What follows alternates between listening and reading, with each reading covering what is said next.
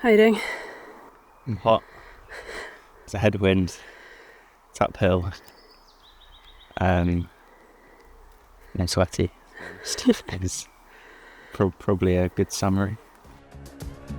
This absolute ray of sunshine is Matt, my good friend and cycling extraordinaire who I chose to accompany me in bikepacking across Sweden. Neither of us had ever done a cycling trip like this before, but we were up for an adventure. I've bikepacked for one night maybe. I was a complete newbie to cycling a couple of months ago. The first time I rode like 100 kilometres was 2 weeks before we left, and my distance has been like 40, 60, 100 kilometres. Those were my big rides before this trip. I'm Anna, by the way. Evidently not a cycling extraordinaire, but I do love a good adventure, especially if it's in Sweden. I'm part Swedish and have been visiting Sweden since I was 1 year old, so that is exactly where I dragged Matt for our first foray into bikepacking. We're now in the town where my mum's mum lived. Pretty grateful for my grandmother choosing this spot to settle down, so it's got many, many very happy memories. We decided to start in Lund in the southwest of Sweden, where my mum was born and where my grandparents and great-grandparents are buried. From there, our plan was to cycle up the coast, then inland to Stockholm, totalling a fairly ambitious 1,000 kilometres in 10 days. Rather than trying to cover the distance particularly fast, we were aiming to enjoy ourselves as much as possible, while also riding our bikes for 8 to 10 hours a day.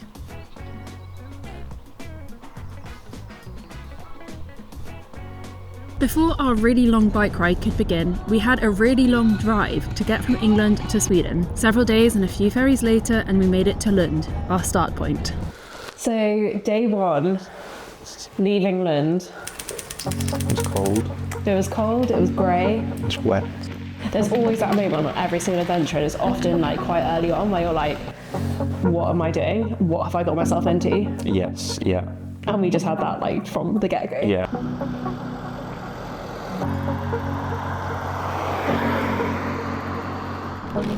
1.5 kilometres done, so obviously we stopped for cinnamon buns. Within a few hours of that slightly ropey start, the sun was starting to peek out between the clouds. And just like that, our whole outlook changed and it felt like the adventure was truly underway. Let me know when you start and I'll just like look and then turn around and be like... Okay. I've started.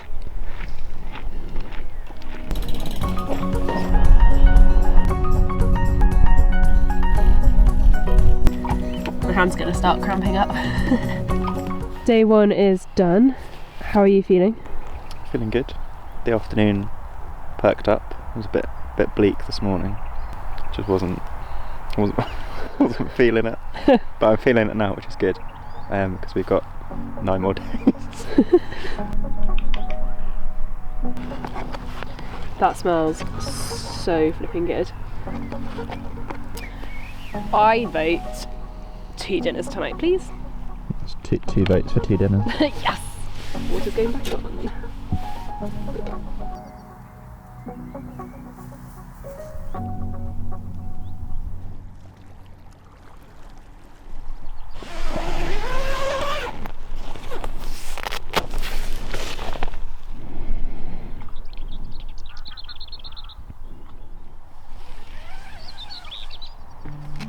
After a good night's sleep, we woke up raring for the next 90 kilometres of the Swedish coast.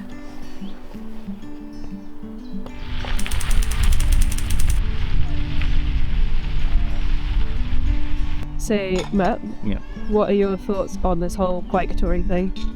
Could do some more of this, to be honest. I've ridden like 20k, stop for lunch, ride another like 10k, stop for more food, sun's out. Yeah. Sun's out, buns out. Quick thing. Suitably refuelled, we were back on the road to continue our second day of cycling. Quite satisfying. We had our first lunch over there on that hilly headland that's hidden in the cloud. We spent the last like hour and a bit cycling all the way around this bay. Now here we are.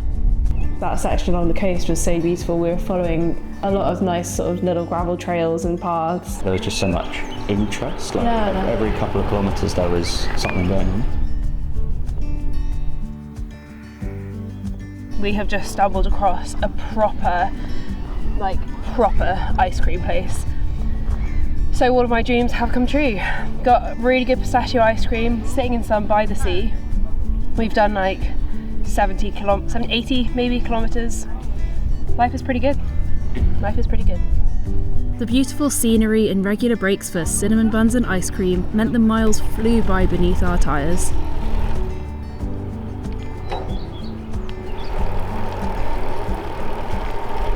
So we had like 5 kilometres left of our day, and our route took us through a field with a load of baby cows that were all over the path, and we decided we didn't want to get stampeded by a territorial mama cow, so we have rerouted, and it's like doubled how much we've got left and given us another little hill to climb.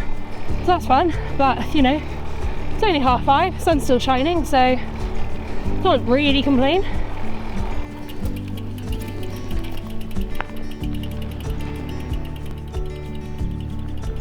Originally we were going to do the first 2 days and then head inland because we wanted a little bit of variety instead of just following the coast, but actually we've had such a nice 2 days cycling up the coast. We're going to change our route and actually stay on this cycle path that we were on. It feels like quite appealing to spend another day and a half cycling along the coast. Our first route change decided upon, we settled into our second evening of camping.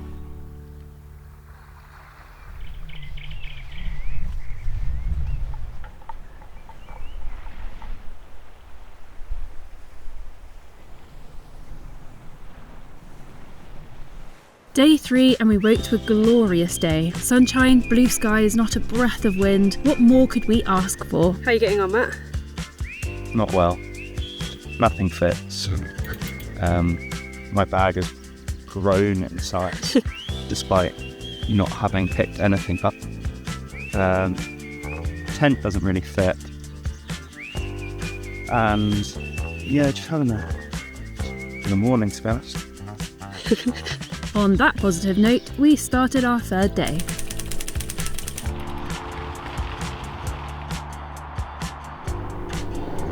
That is such a nice view. I'm not carrying it, so better be too. 90 kilometres and a healthy portion of cinnamon bun later, we reached a beautiful and remote stretch of beach to call home for the night. In adventures in general, there's a lot of joy in the simplicity of the life.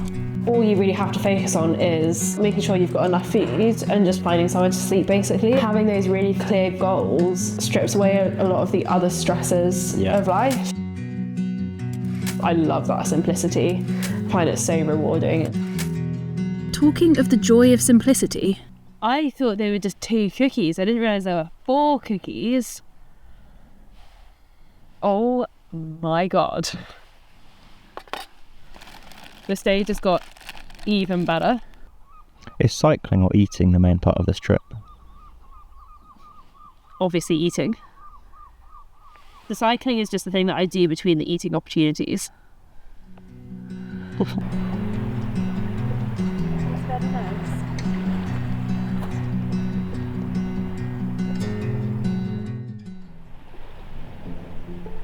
our fourth and final day along the coast brought more blue skies and sunshine.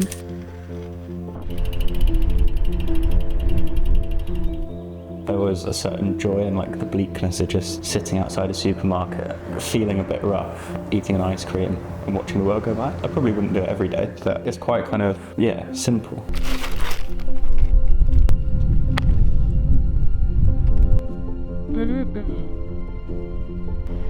This is the cycle path that I basically have been cycling along since I was yay high, because we're now in the town where my mum's mum lived. That was a big moment for me because it was in that town, cycling along that coast path, that the idea of the trip was born, really. And it's somewhere that I know really well, having visited it a couple of times a year for 20 years to see my gran. So actually cycling there was really cool. I really enjoyed that. I think having a hotel or something to look forward to a couple of days in was a good choice. It's just nice not to ride. It was really nice. Obviously it's the way we're meant to be riding every day, but just to have something else to do. Washing kit and hanging it out to dry was just...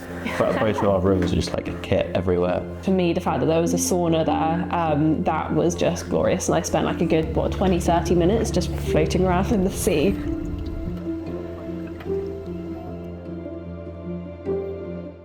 So we're just coming to the end of the coastal section of the route.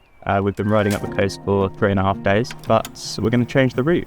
For our inland bit now up to Stockholm, we were going to be doing like 120 to 130 kilometres a day. That's totally doable, but it would mean sacrificing a lot of the joyous moments that we really are seeking out on this trip. It's meant to be about taking our time and enjoying where we are and things like that. So we are going to basically replan like the next 6 days of cycling. This is where Komoot is going to be so useful. It's what we use to plan the whole of the route already, actually. We're going to cut down those distances a little bit and have a look at like the highlights that people have created and things like that as well, to see what cool things are along the way, what good bits of gravel, cool places to camp, particularly beautiful lakes. I think the highlights are really useful for when you're trying to plan a route in a place you've never been before, so you can string a whole route between highlights that you would have no idea even existed if you tried to plan it off a map. There's so many resources on there actually. So yeah, it's going to be a interesting 6 days. This is where the adventure happens. Oh.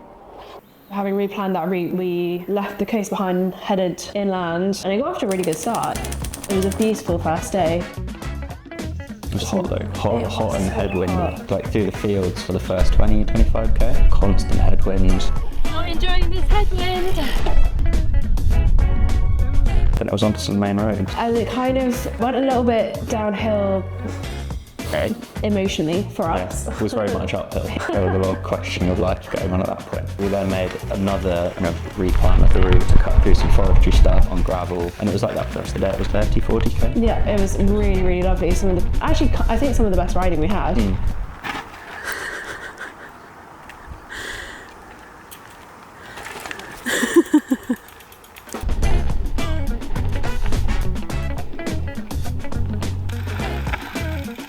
That was a big hill, 90 kilometres in.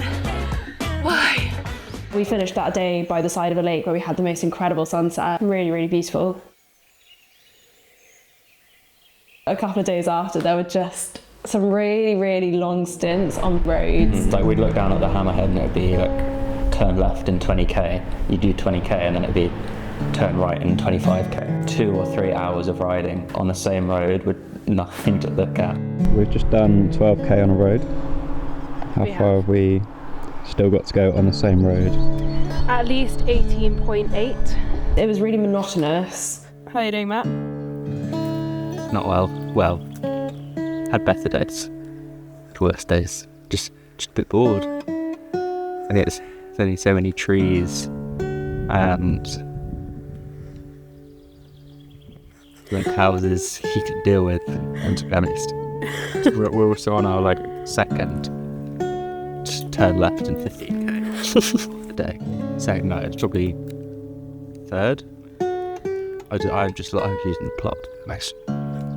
We were on heavy bikes and hauling those up and down these fairly busy roads was just, I think we both really struggled with it.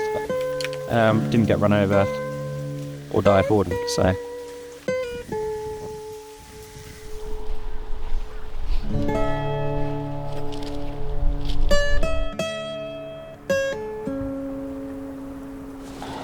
How was the day?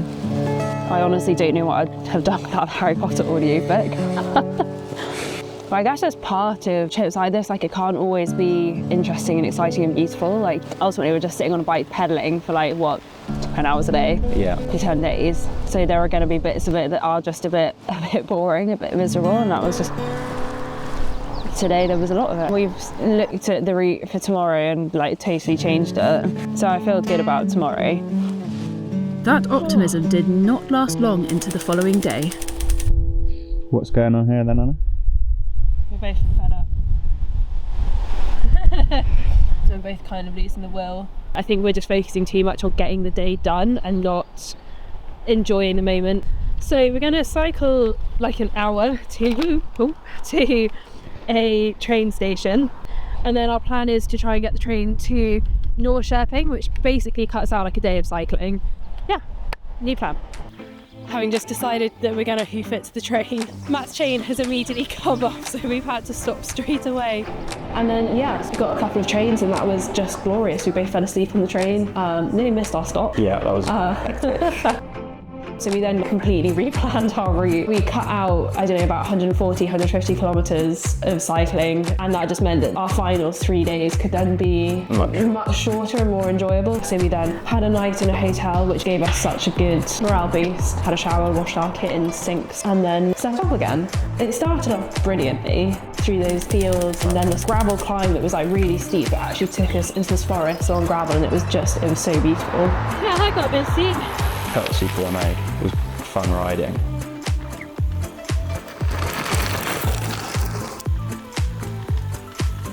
Yeah, it was good. I enjoyed that. Yeah, and then it all went a bit wrong. Yeah. Cool, now it's an adventure. We just like ended up bushwhacking through like a mosquito infested bog. Yeah. And it's just like ploughing on swarms of mosquitoes. The path that we were on was a bog. Now this one's a bog.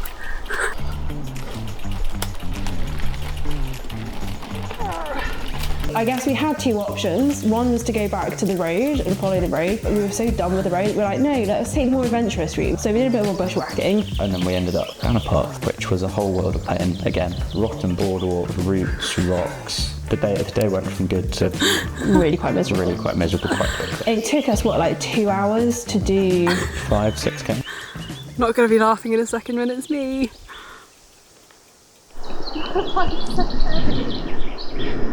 All jokes aside, I actually think I need your help.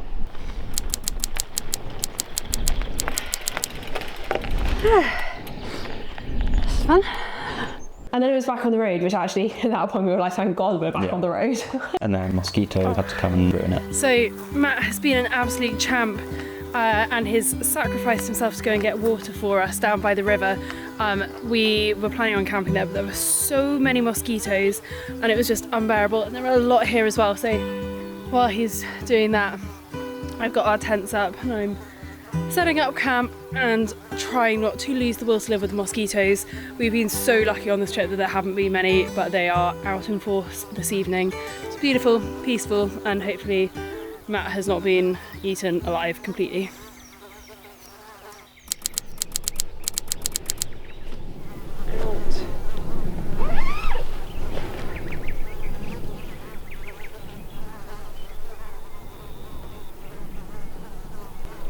The following day, though our penultimate, ended up being so challenging that this was the only footage we filmed.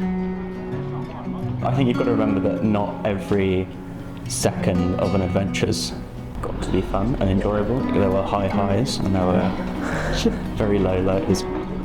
How are you doing, Matt? Good.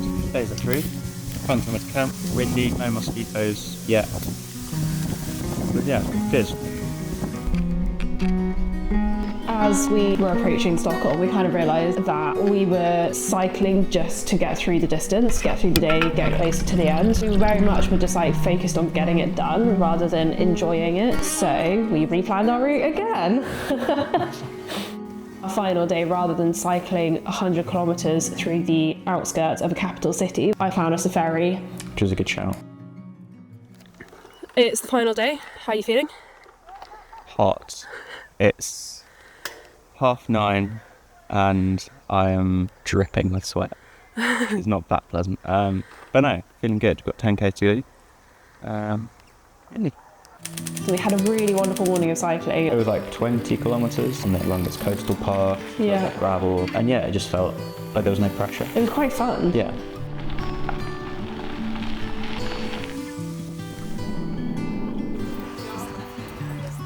It was actually a really nice way to finish. Yeah. Spending an hour sitting on a ferry eating an ice cream and watching Stockholm.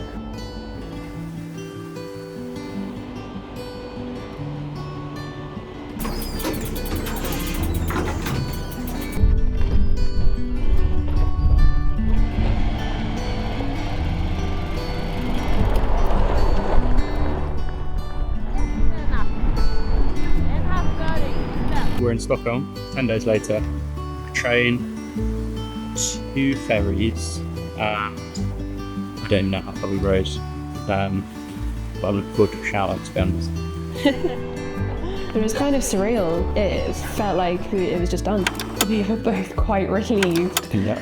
It had been a great trip. It was so fun, and a lot of it was so incredibly beautiful, but mentally it was tough. There's a balance between like pushing yourself and being ambitious, Yeah. which I think we struck quite well on this trip. A lot of the reward of a trip like this comes from the challenge as well, and knowing that actually you have achieved something each day. So I think we still stuck to the goal of having fun, and I think that those two things can exist at the same time. And I definitely found that even on the hardest days, by the time we had our tent set up, we were sitting there with our dinner, watching a sunset over a lake. It kind of didn't matter what had happened during the rest of that day. By that point in the evening, you're kind of been reset again. It was really different to experience somewhere by bike, which was really nice. It was pretty special for me to share a country that I loved so much with such a good friend. Okay. Cool. Nice. Is that right? We're done. I think so. Should we go shopping? Yeah.